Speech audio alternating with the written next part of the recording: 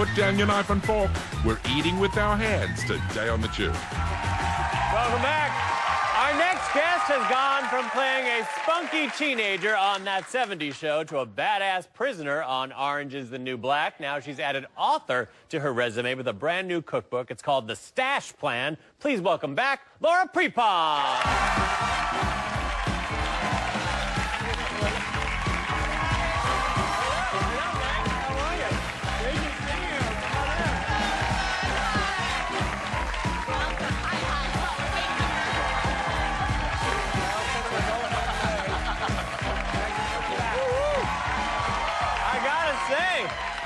That is how you rock an over-the-knee boot. Oh, that looks good. It looks good on you. Yes. I appreciate it. All right, so I hear that the theme of today's show is a really good one for you because eating with your hands is something you do all the time. Is that what you're told? my friends actually always make fun of me because I never use utensils. And I actually always eat off of cutting boards. I don't even eat off of plates. We put everything out. You'd be a great chef. That's not good.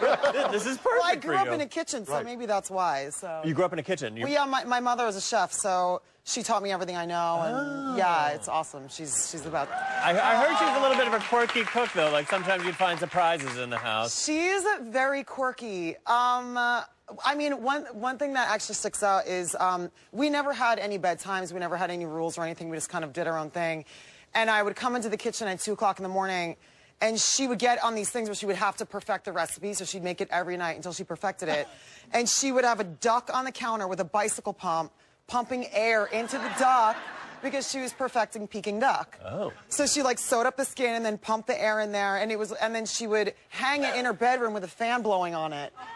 Yeah, it was. So That's what she told you.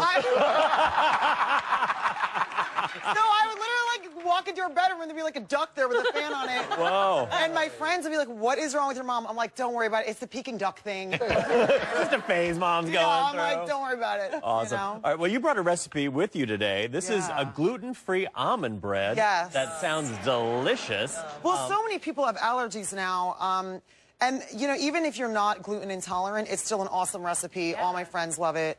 But a lot of people have allergies now and autoimmune disorders like I do. So this is an awesome replacement for a regular bread. Okay, let's get started. So the almond meal is the basis of this. Yeah, so this is the base. And then we're going to add some coconut flour.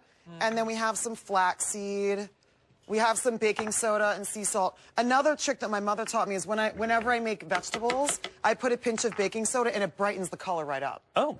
So if I'm steaming broccoli or anything like that, I put a pinch of baking soda in it and it turns like this vibrant green.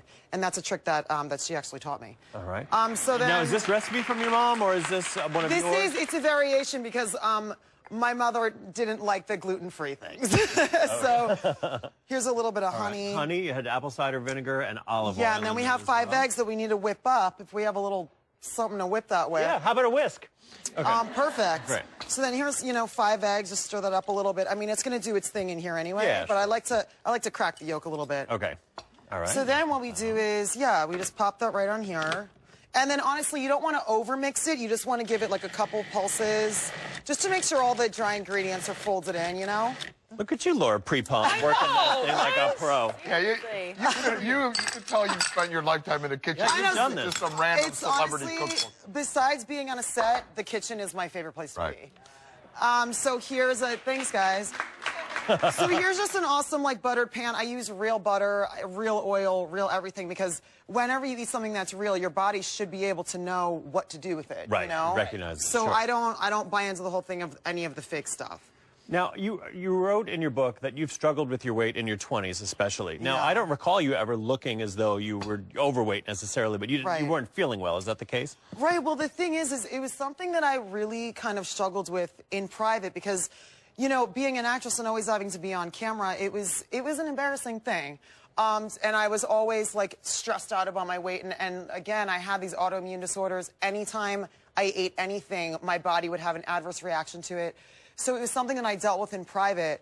And then when I finally learned what worked for me, I wanted to share it with everybody because I know that people are suffering from the same things that I did with, like, inflammation and, you know, a really hard time losing weight and it's having no energy. Yeah.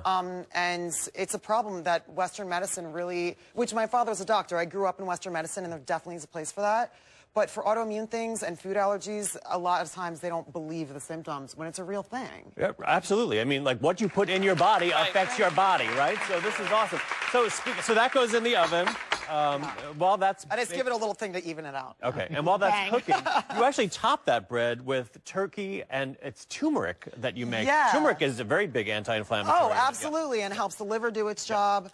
So basically what I do is I always, anytime I can get bone broth into my food, I do, because it's so nourishing. The collagen, the cartilage, the bone marrow, it just replenishes you immediately. Okay, so white meat turkey, I see. This is some ground turkey, always hormone-free, no antibiotics. Yep. Again, bone broth. And also, this is something my mother taught me at a young age, is I cook everything. Every protein, I do like kind of a steam cook like this, and it gives it really amazing flavor. And turkey especially, sometimes it can be dry, so this makes it really juicy. And you use less oil that way, too. Yeah, totally. Keeping it light. All right, so then we add some herbs, I imagine, some Yeah, cayenne. so then we always, turmeric, of course. Cumin, which is another trick I got from my mother. Sea salt you like, right? Sea salt, and then we just stir all this up. It turns this awesome yellow color. All right, so we're going to let this cook a little bit, and then we're going to see how this amazing almond bread turns out. We're going to put some toppings on top of that. Yeah. Don't go away. Still to come, Daphne's got a store-bought solution to your dinner time dilemmas. That's in a moment.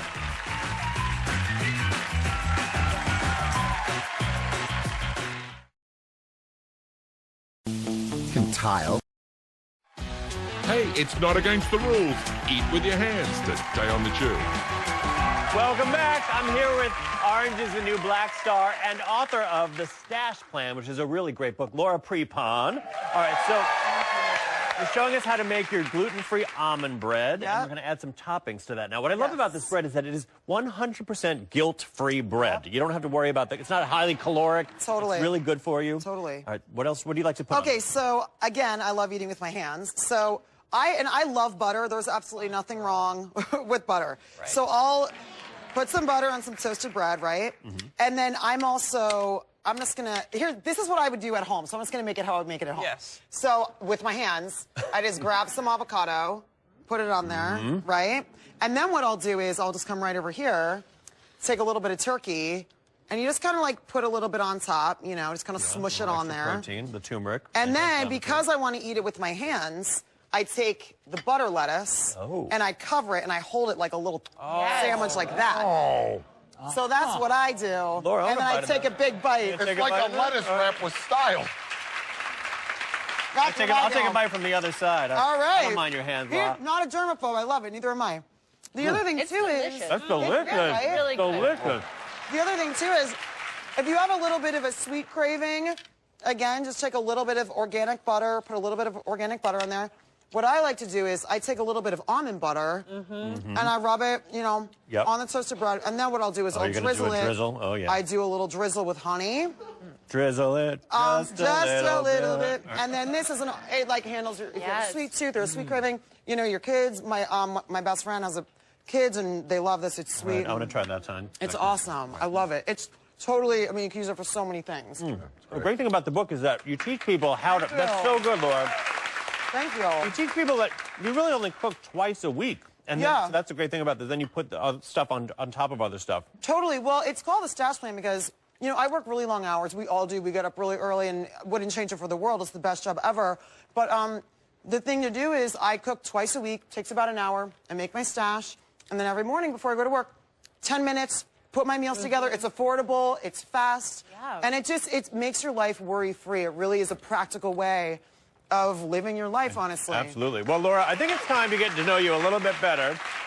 We want to play a round of Once Prepon a Time. All right?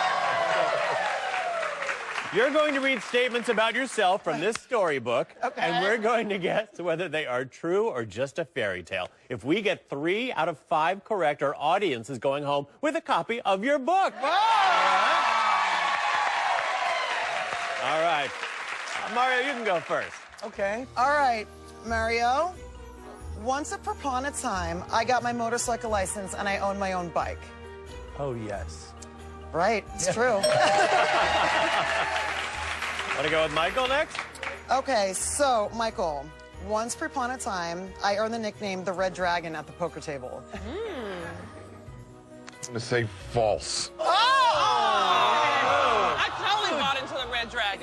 that's when I was a redhead, I knew you were a redhead, a lot of too. poker, and my nickname at the You poker table overthought was the it. Red Dragon. Motorcycles and a Daphne next? gambling habit. Right, I it's love it. happening. Once upon a time, I fell off a chairlift and I broke my tailbone. Oh my gosh. I'm gonna go false on Yeah, that's true. That's fine. All right, we just need one more right. Carla, see if you can get Okay, this. let's see. Once upon a time, a bee flew into my hair during my driver's test, causing me to lose control and fail. Oh, girl, please tell me that's false. It's false. That means our entire audience is going home with Laura's book, The Stash Plan. It's in stores now. Laura, thank you so much for being here, my dear. Up next, Daphne's giving us some of her favorite store-bought solutions. Don't go away.